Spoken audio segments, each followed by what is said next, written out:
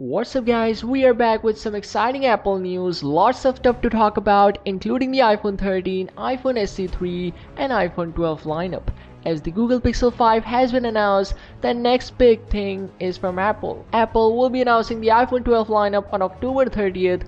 There will be 4 iPhones this year, the iPhone 12 mini 5.4-inch model, iPhone 12 coming at 6.1 inches, iPhone 12 Pro 6.1 inch and the iPhone 12 Pro Max coming at 6.7 inch display. The iPhone 12 Pro Max won't feel that much bigger because of slimmer bezels, and because of larger screen size, notch will feel a bit narrower. Previously, it was known that whole iPhone 12 lineup will be very similar other than just screen size and battery capacity, but now things are looking opposite. It seems like Apple's main flagship this year, the 12 Pro Max, will differ from 12 Pro. According to Jogi, the iPhone 12 Pro Max will have a bigger camera sensor coming at 1.7 micrometer. The iPhone 11 Pro Max has 1.4 micrometer, and all iPhone 12 models will also have same 1.4 micrometer sensor size. It's the only iPhone 12 Pro Max that has bigger sensor size, and despite having a bigger sensor, Apple will maintain the pixel mount, which is 12 megapixel. There was a leak of camera modules of iPhone 12 models previously,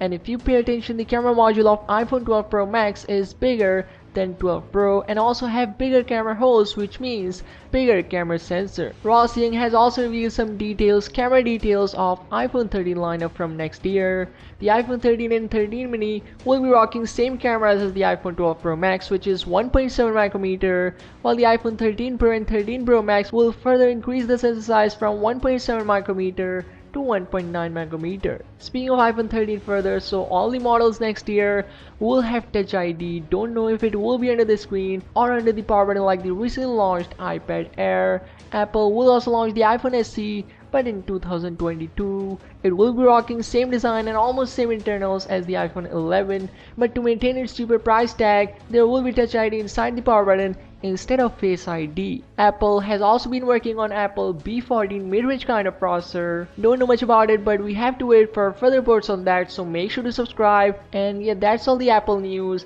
The iPhone 12 Pro Max will differ in many areas to justify its higher price tag. Lastly, iPhone 12 mini is expected to cost $700, iPhone 12 could be priced at $750, iPhone 12 Pro at $1000, and the iPhone 12 Pro Max could be at $1200. Be sure to like this video and subscribe to the channel. We are just 10 days away, so I'll keep you guys updated.